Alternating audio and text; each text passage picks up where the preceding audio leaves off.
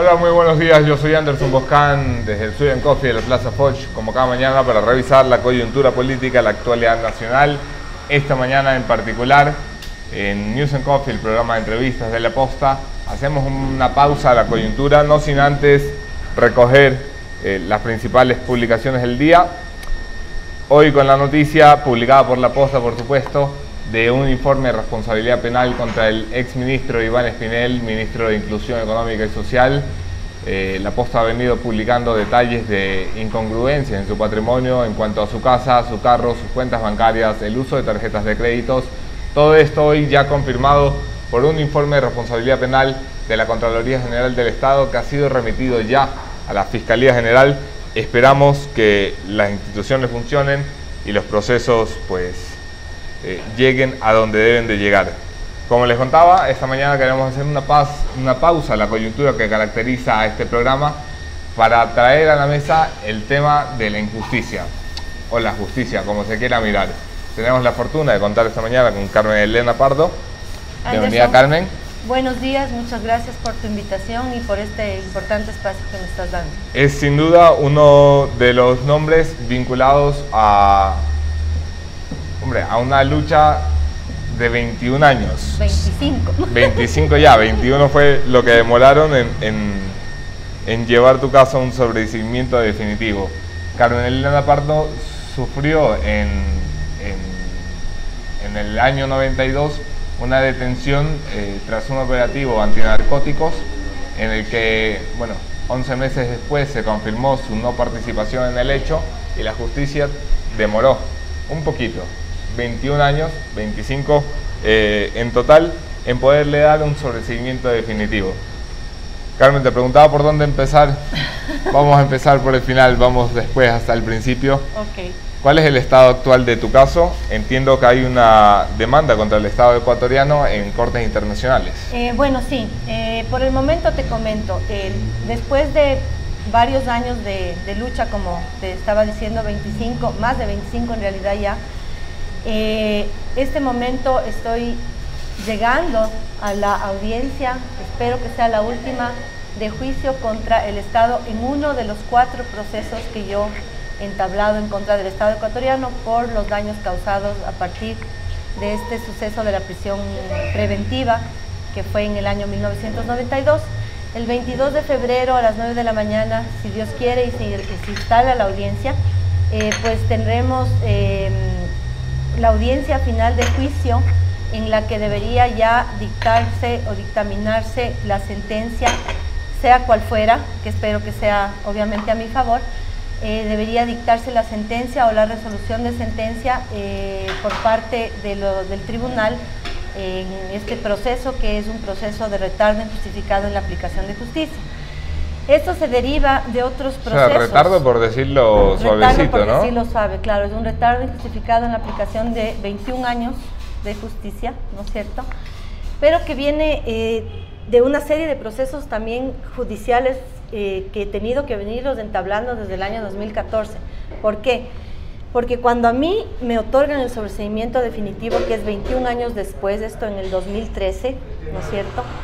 Yo inicio un proceso, inicio de hecho 2 procesos contra el Estado en el 2014 con el código anterior, en el cual demando al Estado por daño moral en un proceso y por daños y perjuicios en el otro proceso.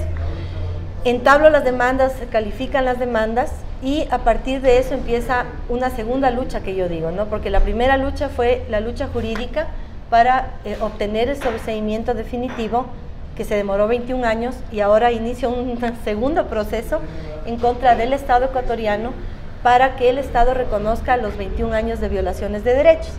Entonces, en el 2014, como te digo, entablo estas 2 demandas, llamo al Estado a una mediación que lamentablemente no se lleva a cabo. Son 3 audiencias de mediación a las que acudo y que no se ponen de acuerdo las partes y por ende no se llega, digamos, a mediar de ninguna manera. Uno de los procesados, digamos, se niega rotundamente a un tema de mediar conmigo porque según él, el Estado no puede mediar en casos como estos. Paso estas 3 audiencias y como veo que no avanzaban los procesos, entonces digo, bueno, ¿cuál es el siguiente paso? Entonces el siguiente paso fue acudir a la Comisión Interamericana de Derechos Humanos. Comprenderás llegar para un ciudadano común, porque yo me considero una ciudadana común y corriente, ¿sí? A quien el Estado le debe 21 años de violación de derechos. Hago un montón de gestiones para poder llegar a la Comisión Interamericana de Derechos Humanos, que no es fácil, ¿sí? Generalmente, ¿cómo es el proceso? Tú mandas a través de una página web tu caso, lo analizan, lo ponen en estudio, etcétera, etcétera. Gracias a Dios, a través, digamos, de la intervención del estudio jurídico, logro que me den una cita en la Comisión Interamericana de Derechos Humanos. Viajo a Washington y me reciben obviamente allá de una manera increíble. Tuve la oportunidad de estar con un grupo de personas, de abogados ahí de la Comisión Interamericana de Derechos Humanos, que escuchan mi caso, reciben mi denuncia de demanda contra el Estado, y regreso al Ecuador. Regreso justamente previo a la tercera audiencia de mediación. Entonces voy a la tercera audiencia de mediación con el Estado, y te digo así sinceramente, esas audiencias fueron unas audiencias en las que yo realmente me morí mucho de iras, porque veía que a ellos, más allá de interesarles el tema de lo que estaba sucediendo conmigo, lo que les interesaba era ver quién iba a pagar la indemnización de lo que había sucedido. Entonces empieza una pelea interna de los organismos, de los representantes del Estado, a ver quién paga la factura. Exacto, a ver quién va a pagar la factura. Entonces, claro, o sea, para mí, después de 20 y pico de años de haber luchado para que me den un sobreseimiento, sentarme en una mesa de negociación, digámoslo de esa manera, con 3 representantes del Estado, que eran Procuraduría, Consejo de la Judicatura y Ministerio de Justicia, y escuchar esto fue realmente indignante. Entonces yo decía, ¿qué soy yo para el gobierno? ¿Qué soy yo para el Estado? O sea, soy nada, porque si ellos vienen acá, no a decirme, a ver señora, ¿qué fue lo que a usted le pasó? Si no vienen acá a decir, no, te toca a ti pagar, no, tú tendrías que pagar, esa plata tiene que salir de las arcas de tal institución. Te digo sinceramente que perdí la cabeza, me levanté, bueno, fue una cosa terrible. Y entonces les dije, hasta aquí, no voy a escuchar una cosa más, ahora ustedes me van a oír a mí lo que yo tengo que decir. Vamos a poner esto en contexto, Carmen, vamos hacia el inicio de la historia para que la gente que no está enterada al 100% de tu historia, que ya ha recibido cobertura por parte de los medios de comunicación, pues se entere. ¿Cómo comienza esta pesadilla? Y bueno, y ahí vamos desarrollando lo que se pueda. Bueno, la pesadilla, como tú dices, que realmente yo creo que debe de llevar ese nombre, pesadilla, comienza en el año 1992, cuando yo ejercía un cargo de agente antinarcóticos, de seguridad antinarcóticos, antiterrorismo para una compañía americana de aviación, para American Airlines, exacto. Realmente yo cuando asumí, digamos, el cargo, realmente no estaba muy consciente de lo que se trataba. Era una chica de 23 años con muchas proyecciones de vida, ¿no es cierto? Había estudiado administración turística, estuve trabajando un tiempo en otra aerolínea, y pues se dio la oportunidad de entrar a esta aerolínea americana, que ofrecía obviamente una circunstancia económica muy por encima de los estándares del promedio, de aquel entonces. Claro. ¿Cuál era tu función allí? Mi función era de agente antinarcóticos, antiterrorismo. Para esto hice un entrenamiento en Estados Unidos, tuve que pasar por una serie de procesos, como por ejemplo pasar un polígrafo, que en ese entonces ni siquiera se conocía, ahora un poco se sabe qué es el polígrafo, que es un detector de mentiras, y en una serie de procesos de capacitación con respecto a todos los temas de narcóticos y de terrorismo. Cuando vengo acá al Ecuador, obviamente vengo a ejercer mi función, que era el evitar, ¿no es cierto?, que se trafique drogas dentro de los aviones, pasajeros, maletas y todo lo que tenía que ver con la compañía. Dentro de este proceso, en ese día, que yo siempre le digo el día negro, ¿no es cierto?, ese día que fue un 13 de julio del año 92, yo llego a mi puesto de trabajo como todos los días. A todo esto nunca sabíamos cuál iba a ser el puesto en el que teníamos que desenvolvernos en ese día. Evidentemente. Exacto. Claro. Llegábamos, nos sorteaban ese mismo instante a ver cuál era la posición que te tocaba ir a ti a trabajar. Entonces llego acá a la oficina, entonces me sortean. Yo tenía 4 meses de embarazo a todo esto, entonces obviamente en el sorteo salgo, digamos, el puesto de trabajo al que me asignan es justamente la supervisión de la carga que salía de la bodega de la compañía hacia el avión. Y esa supervisión se hacía, o sea, tú entrabas a la bodega en compañía de otra gente que era como testigo, ¿no es cierto? Revisabas todo el proceso de seguridad, los sunchos, los sellos, todo esté en perfecto orden.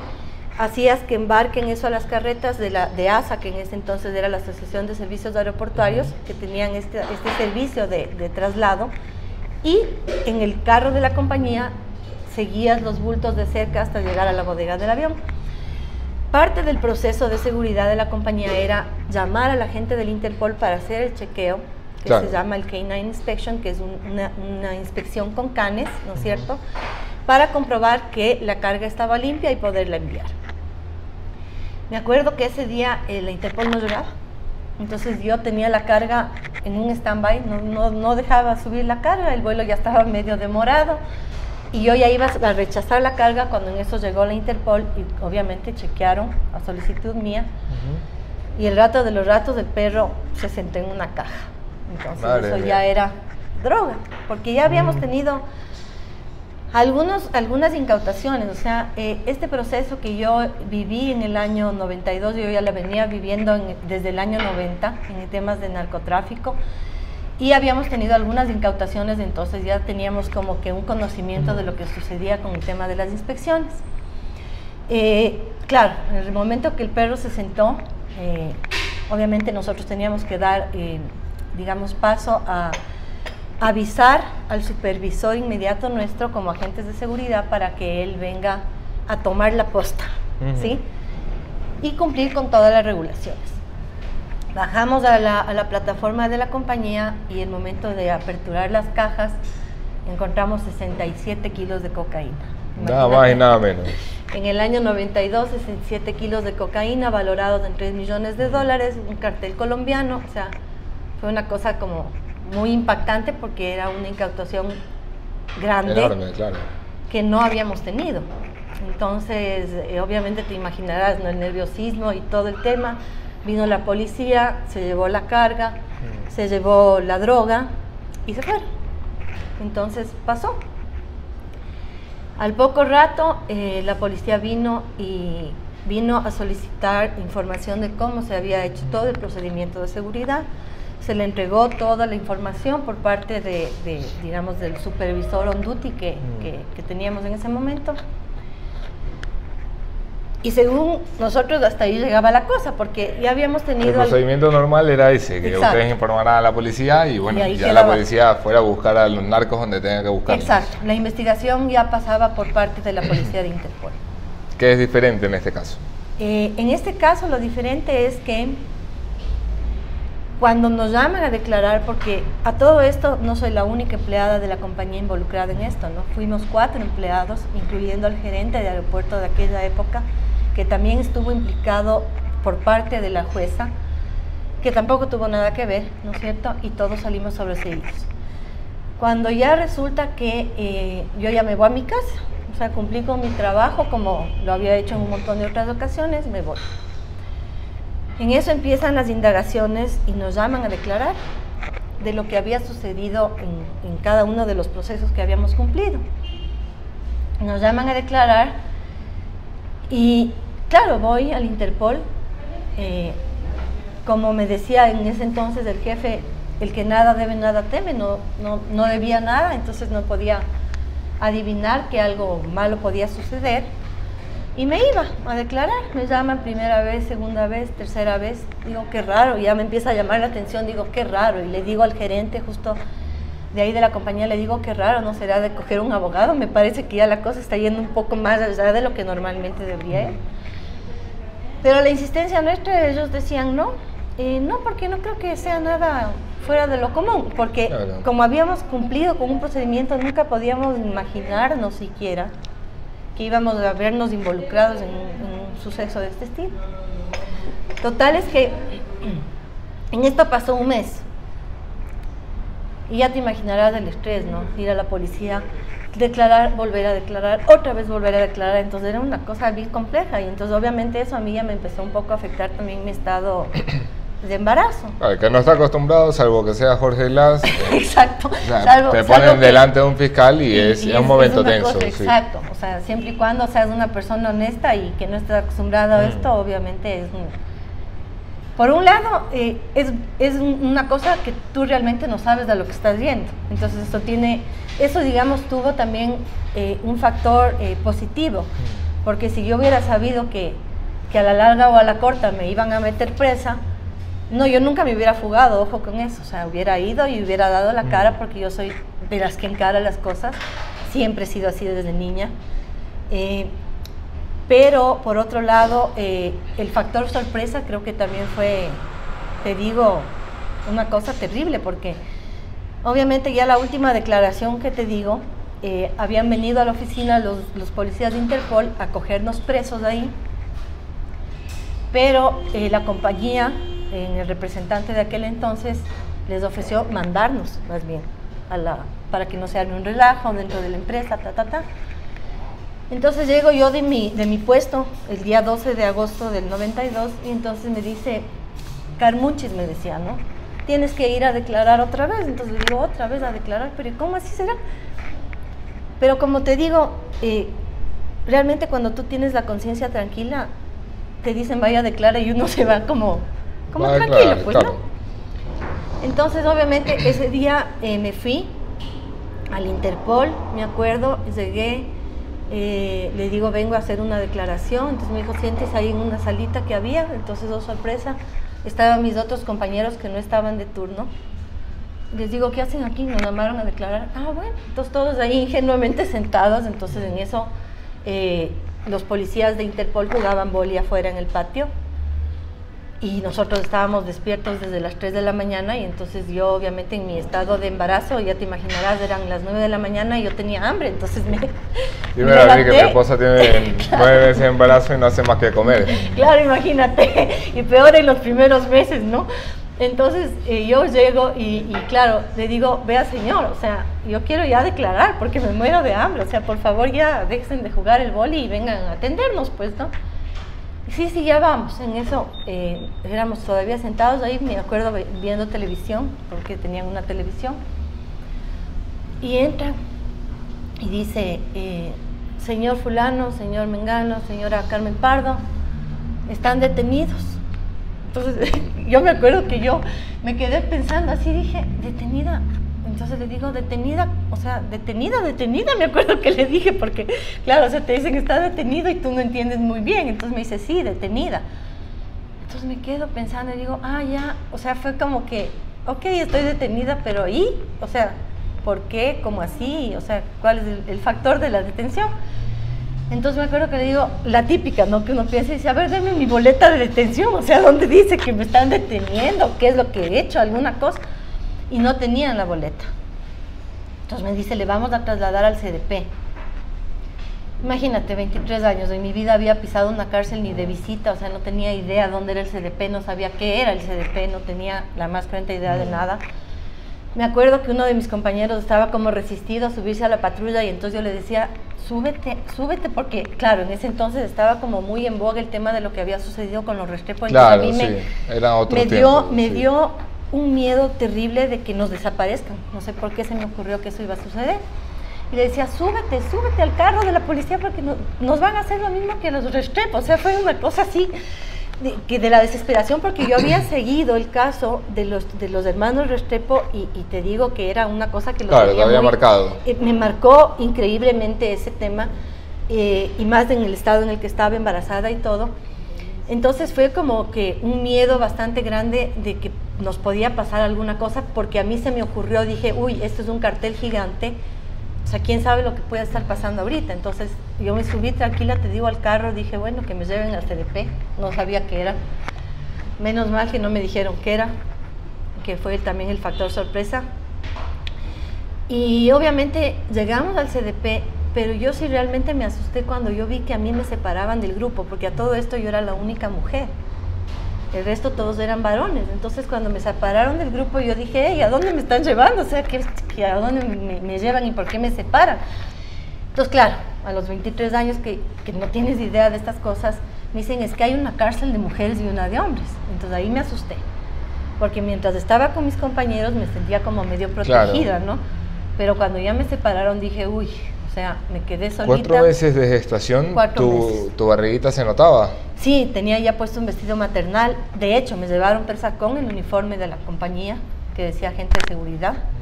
Y hay que tomar en cuenta una cosa, ¿no? Que cuando me llevaron a mí presa, yo ya tenía 2 años trabajando en esto y había mucha gente a la que yo había incautado droga que estaba ya dentro de la cárcel. Pero la magnitud del tema, claro, el momento que a mí ya me separan de mis compañeros, yo digo, uy, ya me fregué, pues, ¿no? O sea, aquí iba a haber gente a la que yo metí presa, entonces ahora, ¿qué va a pasar conmigo? Y obviamente le digo al policía, le digo, pero a mí no me pueden meter presa aquí, porque yo soy un agente antinarcóticos y aquí adentro hay gente a la que yo he mandado acá, o sea, es insólito esto, aquí me van a matar. Me dijo, yo tengo la orden. Entonces llegamos, se abrió la puerta, me acuerdo clarito, el portón negro del CDP, y todavía yo no sabía exactamente por qué me estaban llevando presa, y entonces le digo a la policía, porque me dice su cédula, entonces yo le doy la cédula, pues no, y le digo, oiga señorita, ¿por qué me están trayendo? O sea, ¿cuál es la acusación? Y se me rió, me acuerdo. Me dijo, todo el mundo pregunta lo mismo aquí en la entrada. Digo, pero es que yo necesito saber, a mí no me han presentado una boleta, no me han dicho cuál es la acusación, no tengo idea de lo que o sea, de qué me están acusando. Me dijo, usted está aquí presa por tráfico de drogas, me acuerdo. Y yo decía, pero si yo no soy una traficante, me acuerdo, que le digo así, pero yo no soy traficante. Y me dice, ay, todo el mundo llega diciendo que es inocente. O sea, de entrada ya te decían, usted es culpable y mejor quédese callada. Entonces, bueno, entré. Terrible, te digo, o sea, un sitio, no sé si algún rato conociste el CDP, que gracias a Dios ya no existe, pero era un sitio terrible, o sea, para una persona que nunca había ido, como te digo, ni de visita, ni tenía mucha idea, veía lo que era una cárcel en las novelas venezolanas y paré de contar. Sí. Fue así como, entré, me paré ahí y dije, me van a matar, o sea, fue lo primero que se me ocurrió. Entonces dije, bueno. Además estabas con tu uniforme. Con el uniforme, ¿no? Con la barriga, o sea, me quedé, me acuerdo, parada así en una puertita chiquita que había, al lado había una par de lavanderías de piedra, y dije, ¿y ahora qué hago? O sea, ¿qué hago aquí? O sea, entre mí decía, ¿qué hago aquí? ¿Y qué estoy haciendo aquí? ¿Y qué va a pasar? O sea, eran un montón de cuestionamientos que en mi cabeza tenía y que no había quien me responda. Entonces empecé a caminar, me acuerdo, y claro, es una cosa bien tenaz, ¿no? Porque lo que ves en las novelas creo que es el 1% de lo que es una realidad carcelaria. Y empecé a oír que decían carne nueva, carne fresca, y dije, chuta, qué terrible, pero claro, o sea, empecé a caminar y dije, aquí, macha, tengo que hacer de cuenta que no estoy asustada y tengo que, o sea, de alguna manera portarme, hacerme al sitio. Y entonces me acordaba de un refrán de una abuela mía que siempre decía, donde fueres, haz lo que vieres. Y eso, te juro, en la cabeza me daba vueltas, bueno. Entonces entré y me senté, me acuerdo. Me senté, ahí había una grada que era como una grada de estadio, digamos, que venía desde el principio hasta el final, como de un corredor largo que había en el CDP, y me senté ahí a observar. Gracias al entrenamiento que tenía, el tema de la observación. Claro, lo tenía bastante desarrollado. Exacto, bastante desarrollado. Entonces ahí empecé a observar y dije, bueno, aquí tengo que hacer algo porque si no aquí me van a matar. Entonces, para mi mala suerte, verás, yo que llego ya me siento y se acercan 2 personas ahí y me dicen, esta es la casa del jabonero, el que no cae resbala. ¿Te acuerdas de mí? Me dijo. Y yo me quedé fría y dije, Dios, entre mí dije, me van a matar. O sea, yo tenía eso metido en la cabeza, me van a matar, me van a matar. Y eran 2 chicas que yo había mandado 2 semanas antes presas por un doble fondo de una maleta. Entonces ahí realmente me di cuenta de que la situación era complicada para mí. Sola, embarazada, mujer, en un sitio como este que era terrible. Entonces dije, bueno, claro, en eso me quedé ahí, como te digo, mirando, la gente me miraba, me observaba, me quisieron robar, o sea, todo un forcejeo, pelea, una cosa terrible que sucedió ahí, hasta que en este tema de que me empecé a sentir como rodeada, me acuerdo que apareció ¿cómo se llama? Un custodio de la policía de estos, de la cárcel, un custodio de la cárcel, y me dijo, señora, le voy a llevar a una celda, porque aquí está corriendo mucho peligro, porque creo que yo ya sentía, pues, ¿no? Todo ya, el ambiente se ponía demasiado tenso. El ambiente se ponía un poco tenso, y entonces obviamente si es que tú ves ahí una persona que a la final pertenece a la cárcel, un guía penitenciario, no te imaginas que va a ser peor el peligro con él que con lo que estabas corriendo. Y entonces me dijo, yo le voy a llevar a una celda. Entonces yo le seguí, me subió las gradas, me llevó, y en verdad me llevó a una celda, pero su intención era otra. Entonces me encerró. Y claro, entonces ahí yo ya me di cuenta, dije, este me va a violar. O sea, fue lo que se me ocurrió hace rato, dije aquí, y fue lo que sucedió. Entonces el tipo abusó de mí.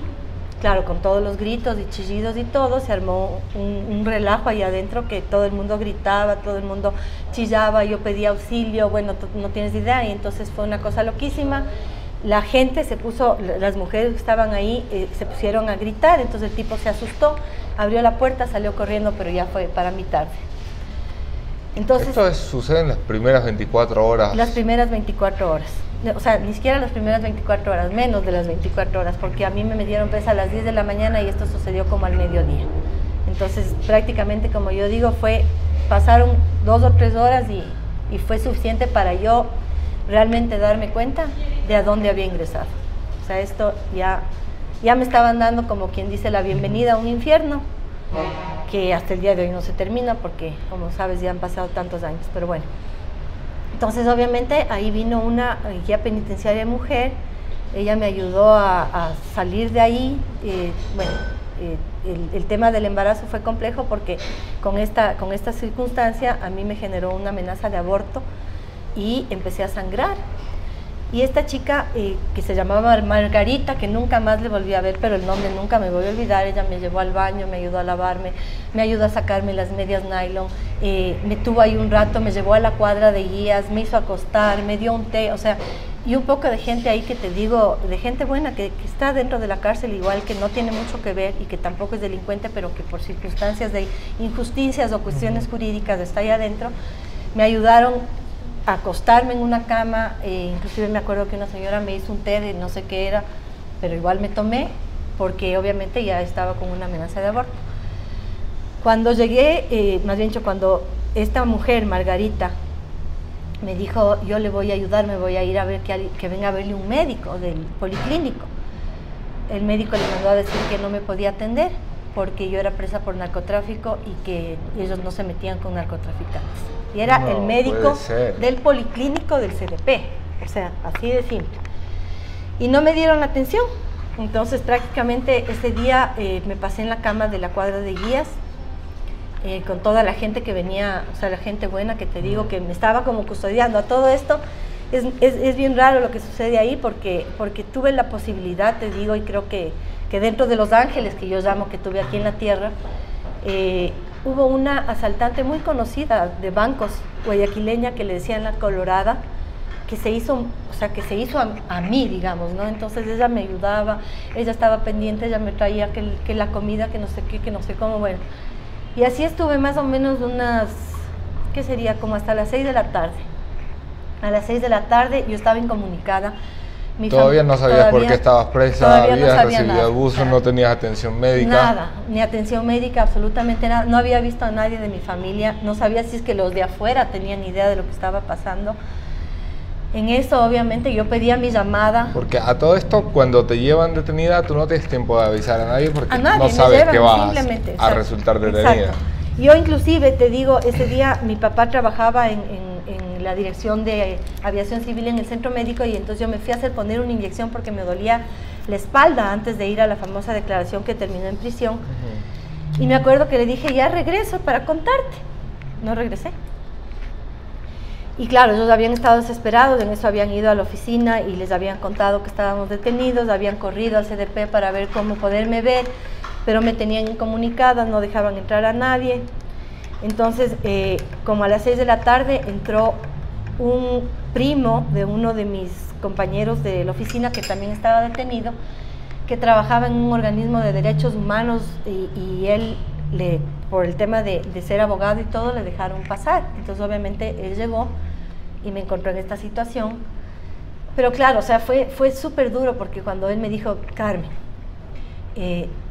estás presa por narcotráfico, te trajeron porque estás involucrada en este tema de lo que sucedió con esta carga de X personaje, y haz de cuenta que te vas a quedar aquí por lo menos un año.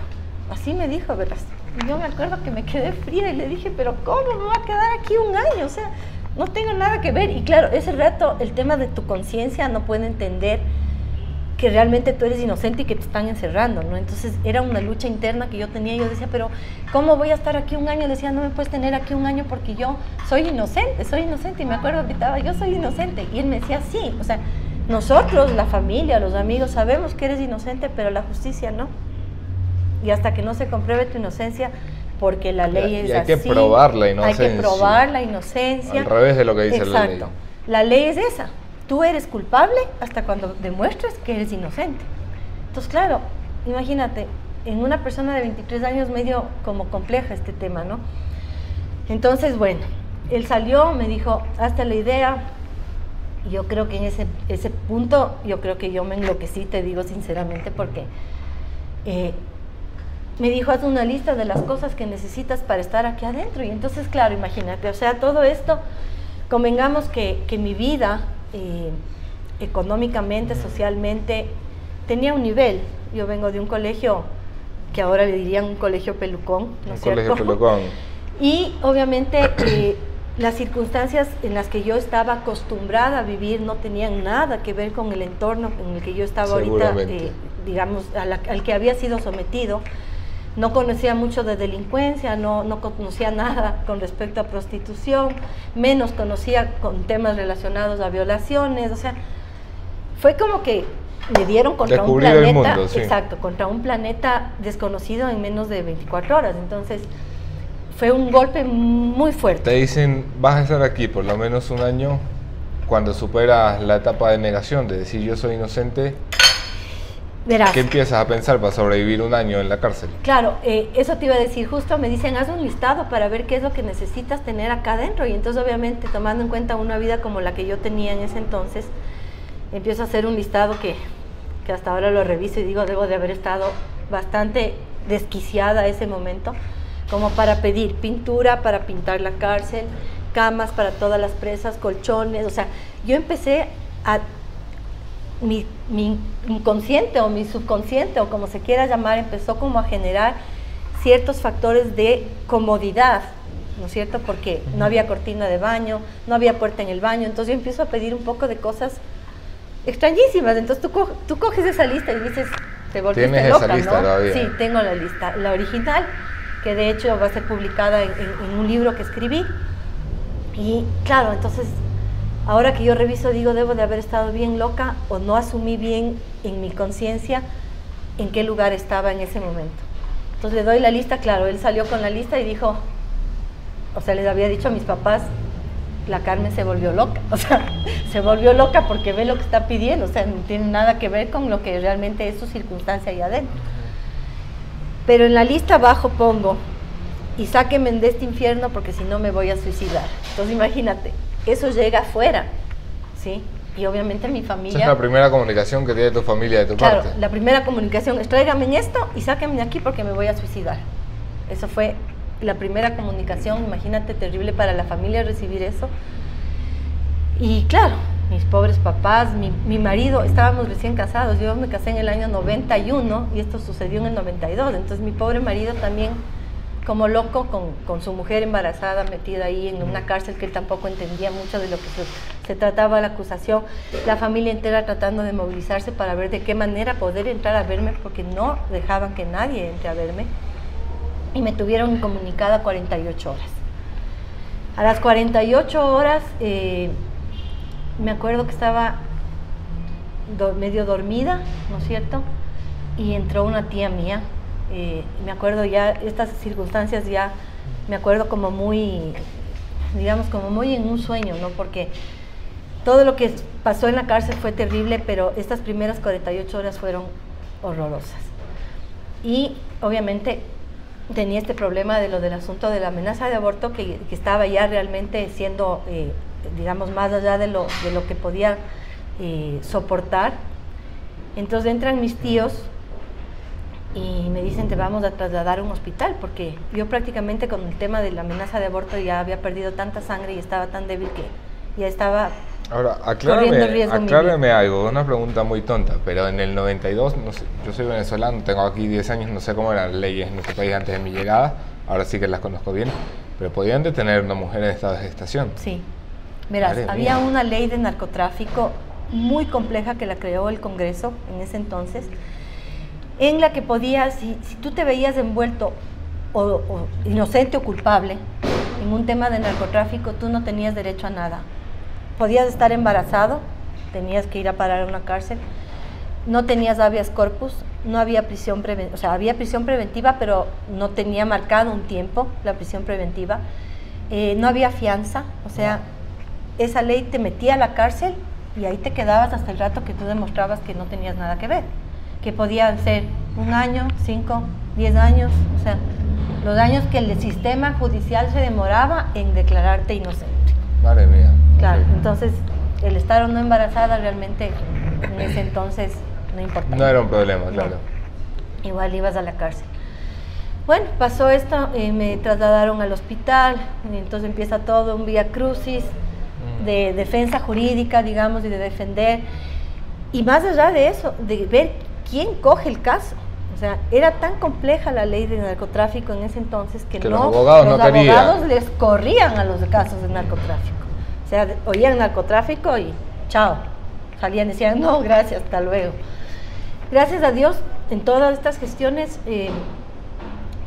conseguí un abogado, te digo, el doctor Jorge Andrade Lara, y lo digo así abiertamente porque fue una persona que si bien es cierto, en un principio yo no entendía mucho su forma de ser, porque me acuerdo cuando recién vino la primera vez y que yo le conocí a él dentro de la cárcel, ¿no? Cuando la jueza que me involucra en esto, porque es la jueza, ojo, no es la policía. Ya vamos a eso, el abogado. El abogado me dice, yo le digo, yo soy inocente, y me queda mirando y me dice, ¿y a mí quién me dice que usted es inocente? Entonces yo dije, o sea, por favor, o sea, ¿qué abogado me fueron a buscar que no crea en mi inocencia? O sea, me dijo, yo no sé si usted es inocente o no. Lo que voy a hacer es defenderle de acuerdo a lo que yo vea. Entonces yo entre mí decía, estoy presa, abusada sexualmente, con amenaza de aborto, con problemas de perder mi hijo, y encima todavía me consiguen un abogado que me viene a decir que no sabe si soy inocente. Entonces mejor ya de una vez me voy a meter un tiro, porque ya qué más, pues no. Entonces el abogado coge el caso y me dice, Carmen Elena, le voy a ser bien sincero, usted está complicada, me dijo así, pero yo soy inocente, usted me dice eso a mí, pero hay que comprobarle a la justicia que usted es inocente. Entonces justo lo que tú decías, pero todo el mundo es inocente hasta que se demuestra lo contrario. Entonces ahí me dijo él, aquí en el Ecuador todo el mundo es culpable hasta que se demuestra la inocencia, y más todavía en casos de narcotráfico, me dijo así. Entonces me dijo, usted está complicada, y tome en cuenta, me dijo, que un juicio de estos se demorará unos 5 años. Entonces ahí sí dije, no, yo te juro, la sensación esa creo que no te puedo describir. Dije, se me acabó la vida. O sea, eso fue lo que yo pensé. Pero claro, siempre hay esa circunstancia que te obliga a luchar, ¿no? Entonces que dices, no, o sea, yo no me voy a quedar aquí encerrada 5 años, yo no sé cómo me voy a defender, yo no sé qué es lo que voy a hacer, pero yo voy a demostrar mi inocencia, y yo no voy a permitir que a mí me encierren tanto tiempo, porque la jurisprudencia, o sea, me ha dicho, porque el sistema jurídico camine a paso de tortuga. Entonces me reúno con todo esto, las visitas en la cárcel de la familia, no tienes idea, entraban, lloraban, venían a darme fuerzas y terminaba yo dándoles fuerzas a ellos. Increíblemente nadie podía aguantarse, o sea, entraban, lloraban, desde mi papá, que nunca le había visto en mi vida llorar, más que cuando se murió mi abuelo. Después le veo a él llorando a mares, así, diciendo, te voy a sacar de aquí.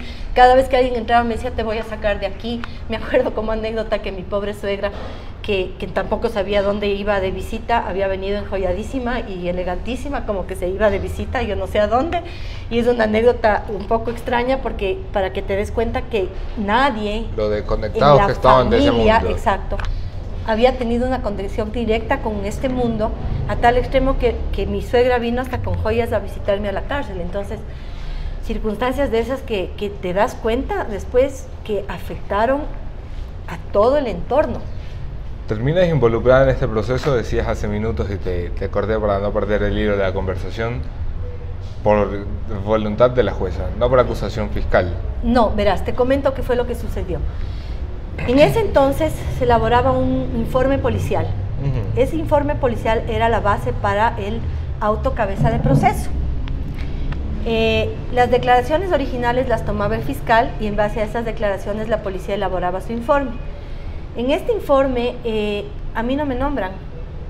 O sea, el informe de la policía concluye que fulano ha hecho tal cosa, que sutano ha hecho tal otra cosa, que perencejo ha hecho tal otra cosa, pero concluye que empleados o empleados de la compañía American Airlines posiblemente hayan estado involucrados, pero no menciona, como en los otros casos, los nombres de los involucrados.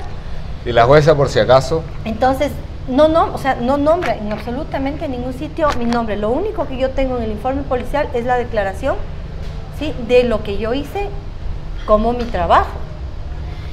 Entonces, en la conclusión dice esto y pare de contar. Entonces, claro, la jueza coge este proceso, ve quiénes declararon, y abre el autocabeza de proceso diciendo que en el informe dice, ¿no es cierto?, que se está, ¿cómo se llama?, poniendo a tales personas como posibles autores del asunto, cómplices y encubridores, pero ella no se fija bien que en la conclusión no menciona de la policía. Y de hecho, hay un tema, que en este informe mencionan sí a una persona que jamás estuvo involucrada, pese a que la policía le sugiere a ella que deberían buscarlo y detenerlo.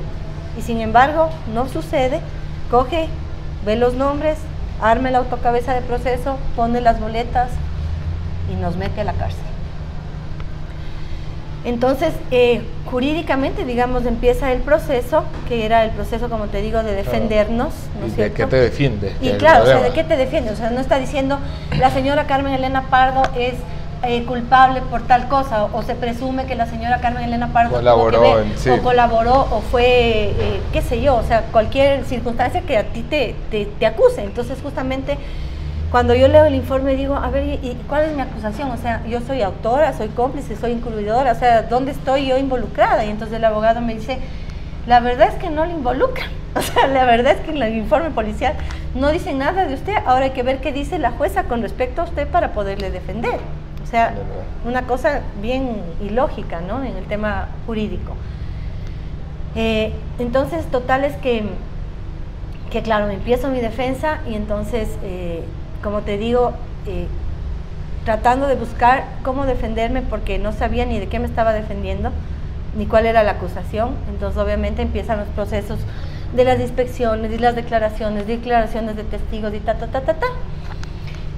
Y obviamente llega esto a la época ya, a todo esto, verás, se reabre nuevamente el sumario, o sea, se cierra el sumario, ¿sí?, y se reabre nuevamente para involucrarle al gerente de aeropuerto de la compañía, que tampoco tenía nada que ver. Entonces, en este proceso también dices, bueno, ¿y a él por qué le involucraron? O sea, ¿qué tuvo que ver él? Y todavía le involucran, y claro, a él no le pudieron capturar porque él se escondió, ¿no es cierto? Preguntan, solo por la oportunidad del momento, pregunta Carlos Alba Alvarado, que está mirando la entrevista, ¿qué pasó con tus compañeros?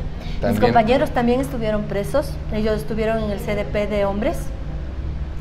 Obviamente las circunstancias de ellos también fueron terribles, o sea, el hecho de ser mujer implica un poco de situaciones como el de este factor de abuso sexual y del embarazo y todo, pero te digo, ellos también sufrieron cosas muy duras, muy duras. Yo creo que la cárcel para cualquier persona es realmente el peor de los castigos, porque no es un centro de rehabilitación, ojo, es un centro de tortura, y no solo de una tortura que viene implícita en el tema de cárcel, sino de una tortura psicológica, física, moral, intelectual y de todo sentido al que estás expuesto por parte de los mismos presos. Entonces es complejo. ¿Cómo es que 11 meses después logran revertir la situación jurídica? Verás, empieza todo el proceso jurídico, ¿no? Entonces empiezo yo una defensa, yo me tomo, digamos, mi defensa a mano propia.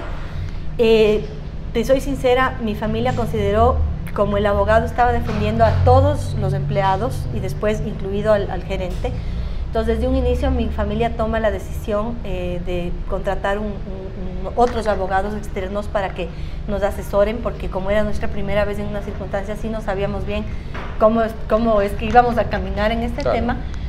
Entonces tuve la suerte de poder contar con 3 abogados, obviamente unos pagados que costaron un poco de plata y otros que lo hicieron, digamos, por buena voluntad, colaborando.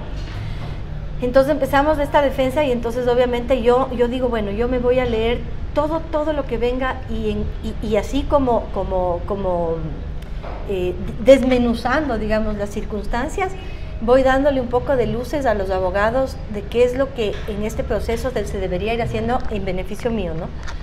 Y obviamente establecimos, digamos, con mi mamá un parámetro en el que estudiábamos entre las dos todo lo que sucedía en el proceso para irle dando luces a los abogados de lo que considerábamos más allá de lo jurídico que se podía utilizar en defensa.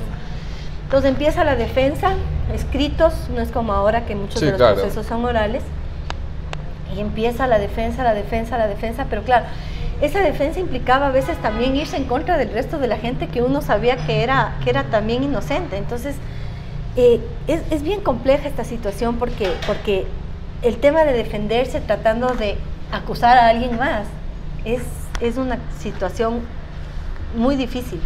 Claro, porque al final tú sabes que tus compañeros involucrados en el proceso son tan inocentes como tú. Claro. Pero tienes que decir, esto no era mi responsabilidad. Exacto, entonces empiezas como a tirar por acá la responsabilidad, por allá, y entonces ese tema de la defensa es bien complejo, porque además dentro de este proceso, te digo, o sea, yo ponía las manos en el fuego por mis compañeros y lo sigo haciendo, de hecho nos seguimos llevando. Se siguen viendo, ¿sí? Sí, y nos llevamos muy bien. Con uno de ellos tengo una relación increíble, han sido como mis papás, mis hijos les dicen abuelos, entonces realmente ese sistema que te obliga a que tu defensa vaya en contra del resto de la gente, pese a que tú sabes que son inocentes, es muy duro. Entonces teníamos además que pensar que todo lo que yo usaba como recurso de defensa no afecte al resto. Entonces, una cosa bien compleja que bueno, que logramos hacerla de tal manera, porque además de todo esto, las familias se visitaban, ¿no? O sea, ellos iban a visitar a mis compañeros, las familias de ellos venían a visitarme, hicimos una relación bastante chévere, en la que compartíamos muchos los temas legales como para poder llegar a defendernos de la mejor manera sin afectarnos unos a otros. Entonces llega ya, digamos, el primer sobreseimiento, que fue el sobreseimiento definitivo en primera instancia, digamos, en la que ya me dicen, ok, la señora Carmen Elena Pardo es inocente, ¿no es cierto? Esto sale en marzo del año 93, cuando yo ya había dado a luz. A todo esto ya te voy a contar cómo fue la dada a luz, terrible, pero en el tema de jurídico ya sale sobreseimiento en el que el fiscal dice claramente, ahí dice, que toda vez que ni la policía, ¿no es cierto?, me ha involucrado a mí, que como mis declaraciones son concordantes, ¿no es cierto?, que no me he contradecido en ninguna de las, ¿cómo se llama?, declaraciones, me sobreseí y que no tengo nada que ver en el asunto, que estoy sobreseída provisionalmente. Eso es 11 meses después de haber entrado a prisión. No, esto recién es en marzo, o sea, yo entro en agosto y en marzo ya me sobreseí. A pesar de que en marzo tengo el primer sobreseimiento, esto tenía que ser confirmado por la corte, ¿no es cierto? Y después de eso salía recién la boleta, o sea, era un proceso legal bien complejo, ¿no? Venías, te metían, o sea, era informe policial, autocabeza de proceso, sobreseimiento llamado a juicio, en mi caso fue sobreseimiento, confirmación por parte de la, ¿cómo se llama?, de la corte, después bajaba al juzgado y el juzgado era el que te otorgaba la boleta. Todo este proceso dura hasta junio de 1993. Hasta eso tu hijo ya ha nacido. Claro, hasta eso, bueno, yo di a luz el 8 de enero del 93, en unas circunstancias terribles. Obviamente, como comprenderás, no pude hacer profiláctico, o sea, te soy bien sincera, el tema de mi embarazo me pasó súper como una película, ¿sí? Yo no pude realmente asumir esa cuestión del embarazo porque tenía mi cabeza en otro lado, o sea, en los juicios, en esto, en el juzgado, en la declaración, en la audiencia, en la inspección judicial, etcétera. Entonces, yo lo único que me acuerdo es de haber sentido que la barriga me crecía y que el médico me decía, señora, o sea, porque a todo esto, cuando yo salgo a este tema de la amenaza de aborto que me mantiene en el hospital sondeada, tuve un nuevo intento de violación por parte de un custodio que se metió borracho a mi cuarto y quiso abusar de mí y se metió por un lado de la cama, yo me salté por el otro lado, me zafé la sonda, tuve montones de problemas, tuvieron que cauterizarme, bueno, fue toda una cosa terrible. Y entonces en todo este proceso, como yo estaba comiendo en la cárcel, me dio toxoplasmosis. Y el doctor de aquel entonces, porque a todo esto no pude tener mi ginecólogo, ojo, ¿no? A mí me impusieron un ginecólogo porque yo no tenía derecho ni siquiera a escoger con quién hacerme los chequeos médicos. Gracias a Dios ese ginecólogo había sido un conocido de mi papá desde niño y pues se portó conmigo una maravilla, te digo, un tipo extraordinario. Y él me dice, Carmen, tienes toxoplasmosis, no vas a poder tener el bebé, lo tienes que abortar, va a salir con problemas, quizá puede tener deformaciones, no viene bien el embarazo, tienes mucho sangrado, el bebé viene bajo de peso, o sea, todo un cuadro clínico del embarazo terrible. Y entonces me dice, lo tienes que abortar, y yo digo, no voy a hacer eso, no lo voy a hacer. Y me pongo en mis zapatos, digamos, porque todo el mundo me decía, mi mamá me decía, hijita, piensa bien, todo el mundo me decía, sí, es que puede venir con problemas, viene bajo de peso, capaz puede tener problemas después de alguna manera de retardo mental, de lo que sea. Y yo no, y oye, sabes que yo creo que tomé la decisión, la mejor decisión de mi vida, dije, lo voy a tener, a como dé lugar yo voy a salvar este embarazo. Entonces, a pesar de todas estas circunstancias jurídicas, trataba como de cuidar, pues, ¿no?, el embarazo. Y bueno, empieza todo este viacrucis que te digo de los temas jurídicos, y llega el día en que ya me toca dar a luz, pues. Y fue una cosa bien dura, porque yo veía que los meses iban pasando y que yo no salía de ahí. Y te digo así sinceramente, el único interés que yo tenía de salir era dar a luz afuera. O sea, claro, mi desesperación era, no quiero dar a luz en la cárcel, no quiero tener a mi hijo en una circunstancia de este estilo. Y tratábamos de acelerar de cualquier manera. Mi pobre mamá se pasaba sentada en el juzgado rogando que por favor despachen las providencias y todo el tema, y tratando de acelerar los temas judiciales para que yo salga, pero a la final llegó el día en que tuve que dar a luz, y eso fue el 8 de enero del 93. Tuve un bebé varón, gracias a Dios, físicamente sano, pero vino con un poco de problemas de fobias. Di a luz esposada a la camilla, a todo esto, porque el policía custodio que estaba de guardia, digamos, cuando me llevaron al parto, simplemente se le ocurrió que yo me iba a escapar del quirófano, y entonces no quería salir del quirófano, se peleó con todo el mundo. Mi papá casi, bueno, no tienes idea, mi papá era histérico, le quería sacar a la fuerza. El tipo ya se iba llevando presa a la mitad de la familia porque decía que le estaban faltando el respeto, y estaba allá adentro, Dios que es Dios, metido en el quirófano, mientras a mí me preparaban para la cesárea. Mi primer parto con el tipo metido ahí, no sabía ni a dónde iba porque ni siquiera había estudiado de lo que se trataba la cesárea, o sea, toda una cosa terrible. Y cuando ya vio que la situación era compleja, porque el médico le dijo, sale este rato, me esposó a la camilla, y ahí me dejó esposada y así di a luz. Entonces imagínate, no me cogió la anestesia, bueno, el parto fue terrible. Claro. Y me acuerdo clarísimo que él me dijo, el doctor me dijo, Carmen, no, o sea, no estás anestesiada, pero no puedo usar más anestesia, así es que te toca, respira, aguanta como macha y aquí nos vamos. Pum, sentí todo lo que me abrieron, bueno, no tienes idea. Ya después de que sacaron al bebé, que yo me acuerdo que preguntaba, ¿tiene ojos, tiene manos, tiene dedos, tiene pies, tiene, o sea, una serie de preguntas? Y claro, me decían, tiene todo, todo tiene, está perfecto, está muy bien. Bueno, Total es que ya nació y ya en la cesárea obviamente ya me pusieron anestesia general cuando ya lo sacaron para poderme terminar de coser y todo el tema. Después de dar a luz, tú tienes que volver a la cárcel sin tu hijo. Sin mi hijo. O sea, fue bien duro, te digo, porque al principio estuve, las primeras semanas estuve obviamente ahí por el tema materno-infantil. No tuve leche, se me cortó el tema de la lactancia porque con todos los nervios, el estrés sí. Me tenían que dar pastillas para los nervios, entonces obviamente la leche no era buena, el niño no respondía al tema de la lactancia. Aparte de todo, empezó a tener un poco de problemas con la oscuridad, tenía fobias, tenía claustrofobia, me tocaba abrir la puerta.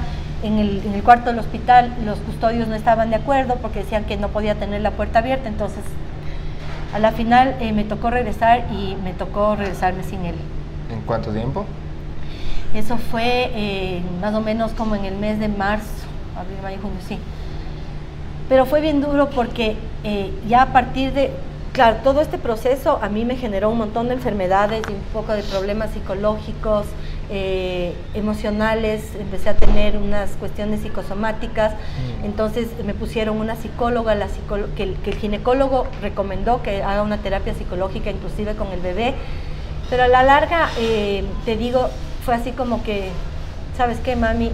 Llévate, o sea, que dura ese desprendimiento con un bebé recién nacido.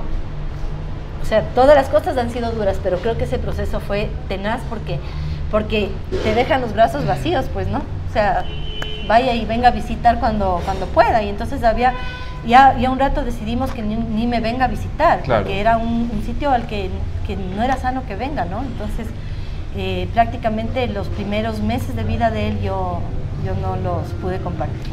¿Tú vuelves a tu casa cuándo?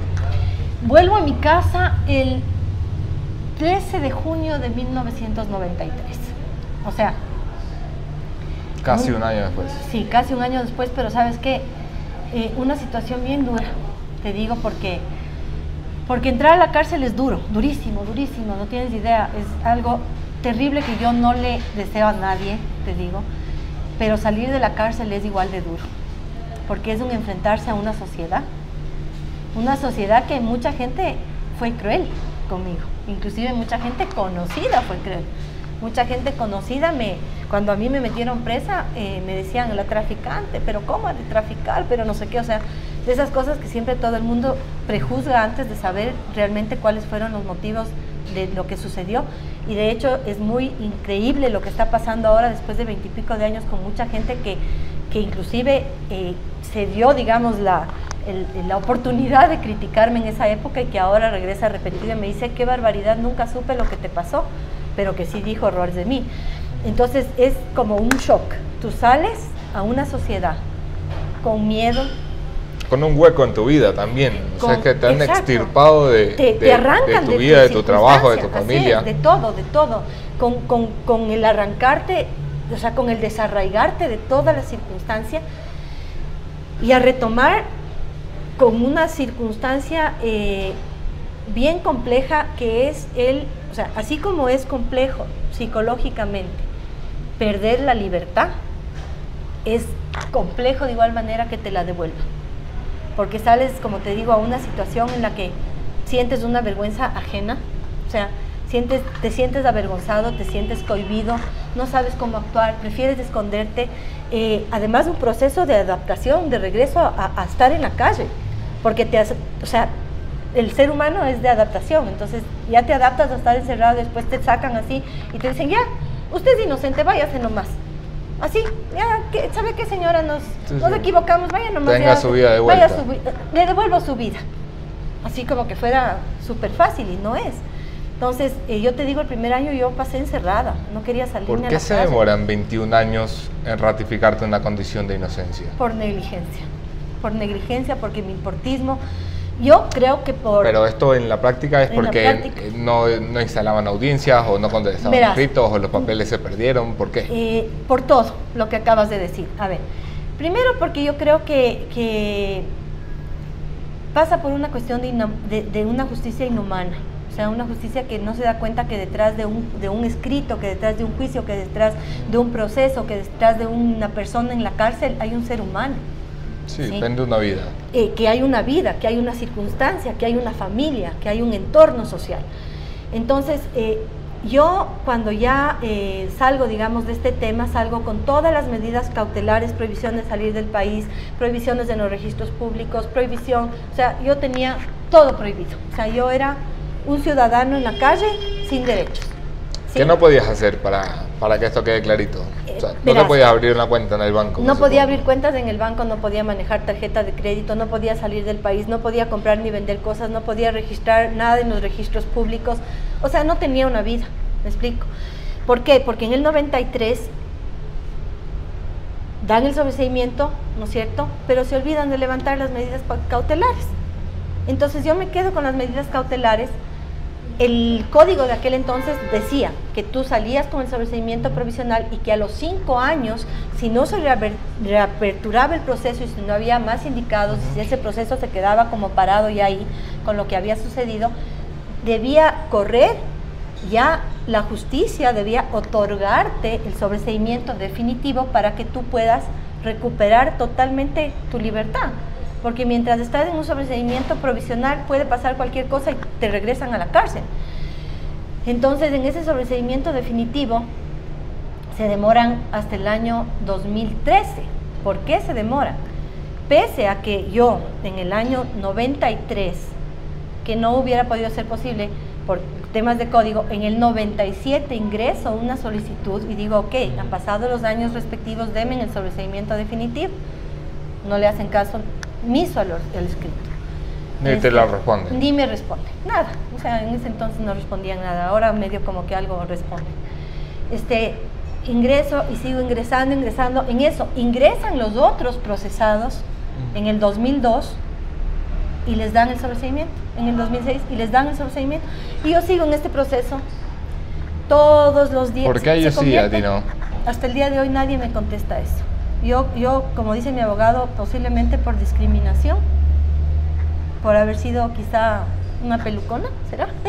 Por haber, qué sé yo, porque quizás ellos pensaron que como la situación familiar era buena, yo no tenía por qué, o sea, no tenía una necesidad. No ¿Alguien te pidió dinero en las cortes? O sea, convengamos que en ese entonces no es que te pedían el dinero, ¿no? O sea, es que ibas con las empanadas, sí. Ibas con el regalito, ibas... O sea, era una circunstancia de que el sistema judicial se movía de esa manera, no para darte un sobreseimiento ni declararte inocente, sino para las gestiones diarias de funcionamiento. Entonces, ¿qué es lo que sucede conmigo? A partir de todos estos años, desde el 93, yo regreso a la compañía American Airlines, ellos me recogen. Al darse cuenta que yo era una persona inocente, me regresan. Pero obviamente mi circunstancia laboral era terrible de estar en la misma compañía donde yo había pasado todo esto, entonces psicológicamente eso me afecta terriblemente y empiezo a tener problemas laborales con ellos, ¿sí? Porque ellos me querían silenciar y yo hablaba de esto y ellos me decían, no hable de eso porque está prohibido, no diga eso porque está prohibido aquí adentro, le vamos a votar, si sigue así le vamos a votar. Entonces empieza una pelea terrible con la compañía de que yo no tenía por qué quedarme callada, y entonces cuando alguien preguntaba alguna cosa yo empezaba a hablar y me llamaban a la gerencia a decir que me calle, que no podía hablar del tema.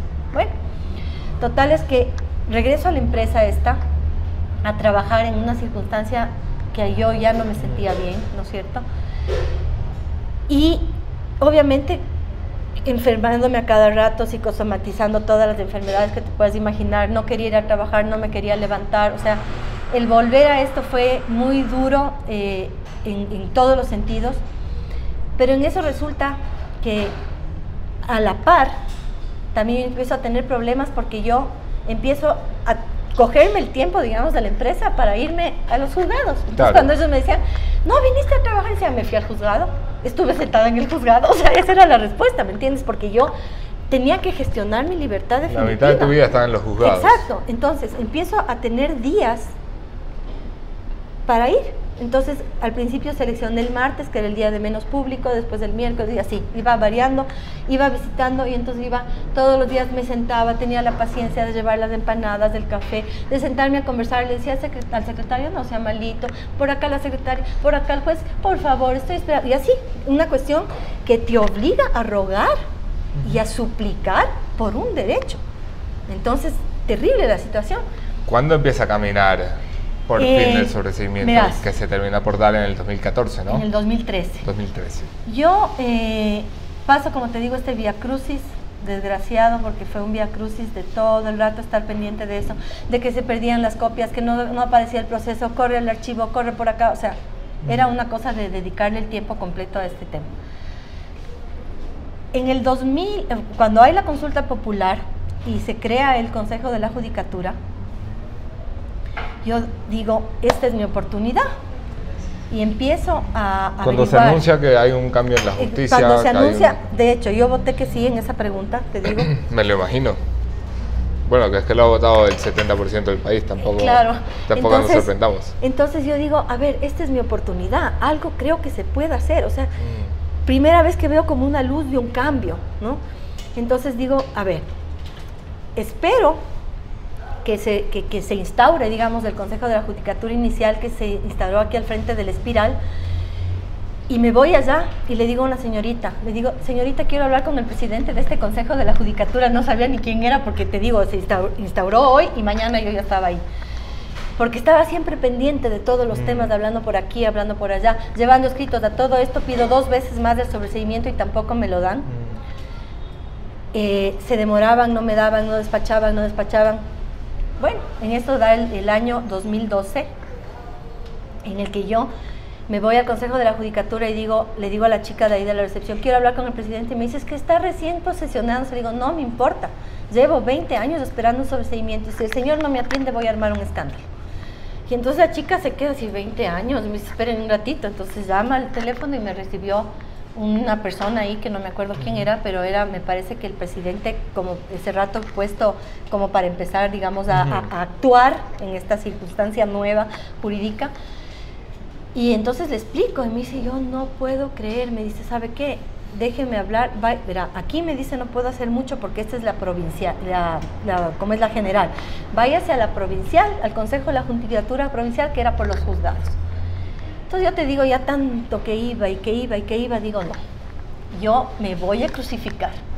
Entonces, con unas amigas que han sido las que han estado así, atrás de todo esto, de toda la vida, les digo, me voy a crucificar, o sea, no hay más remedio. Aquí voy a tener que hacer un escándalo porque tengo que hacerme visible de alguna manera.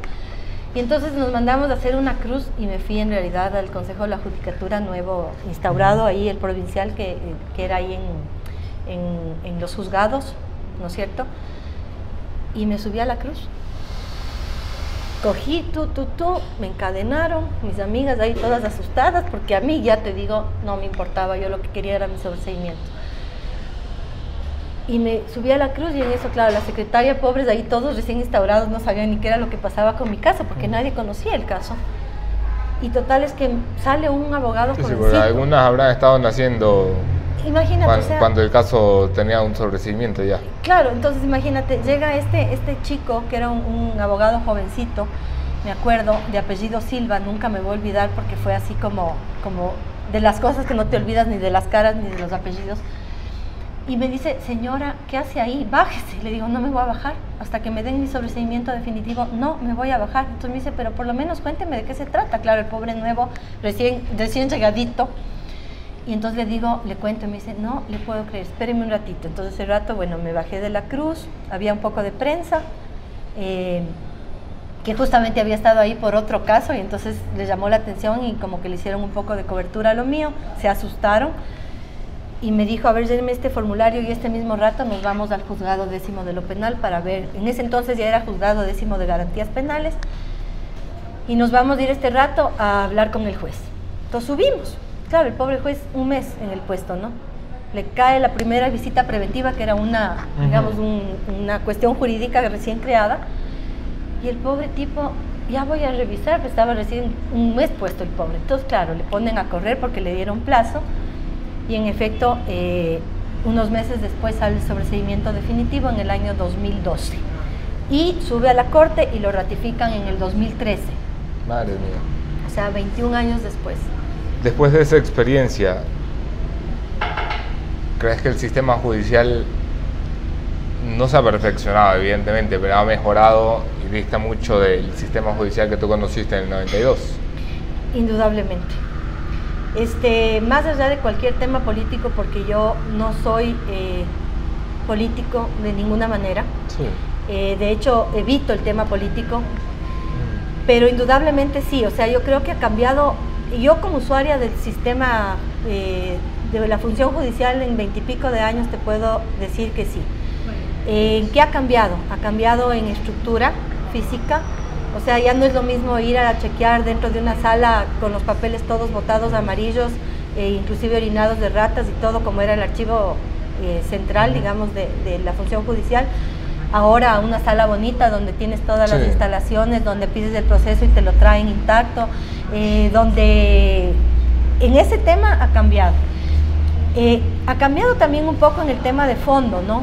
A pesar de que todavía... En la administración de justicia. En la administración, muy a pesar, o sea, yo como usuaria Carmen Pardo, ahora sé de mucha gente que dice lo contrario, ¿no? Yo creo que uno puede juzgar los cambios a partir de la propia experiencia. De la propia experiencia, claro.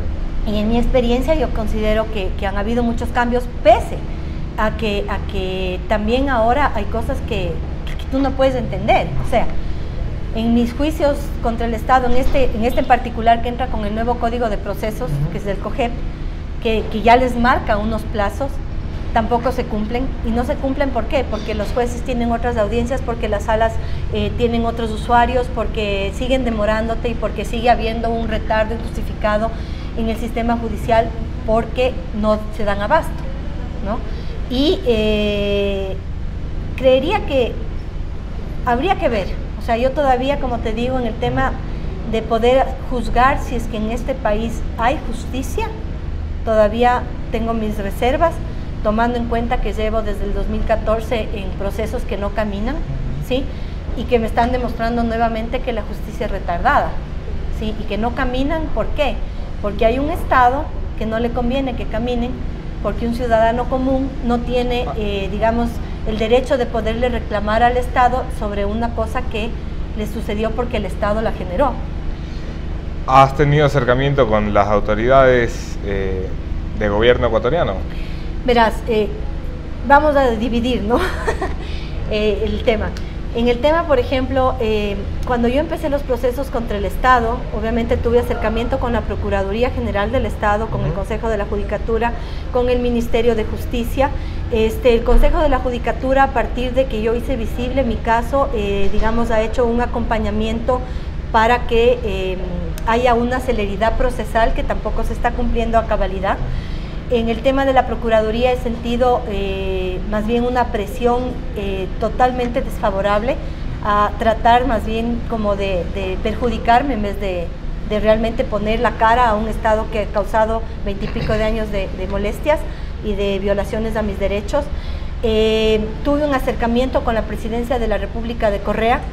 Lamentablemente la carta me la contestó Omar Simón. Yo le mandé al presidente una carta que me la contestó Omar Simón diciendo que la estaba trasladando al Ministerio de Justicia. ¿Y la actual administración? Con la actual administración, como te digo, un acompañamiento en el tema de que yo estoy exigiendo un derecho que es la celeridad procesal. No sé qué pueda pasar todavía. Con el procurador que acaba de salir, muy mala relación.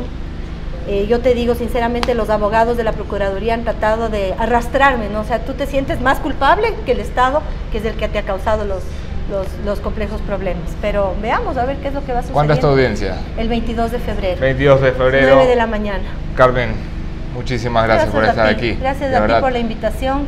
Gracias a ustedes por comprender que este espacio, que normalmente es de 40 minutos, se haya extendido tanto en el tiempo.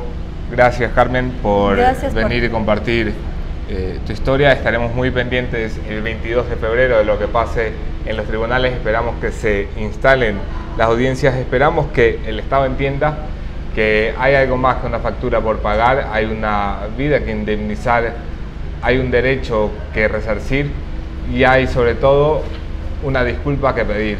Y esa disculpa no se pide ante los medios de comunicación, esa disculpa se debe pedir desde el Estado con la correcta aplicación de la justicia. Gracias a ustedes por quedarse hasta el final de la entrevista. Hoy más que nunca les pido compartirla. En breve estará también en nuestro canal de YouTube. Nos vemos aquí el lunes. Otro tema, otro entrevistado, mismo entrevistador. Soy Anderson Boscan desde el Sur en Coffee. Gracias, Anderson.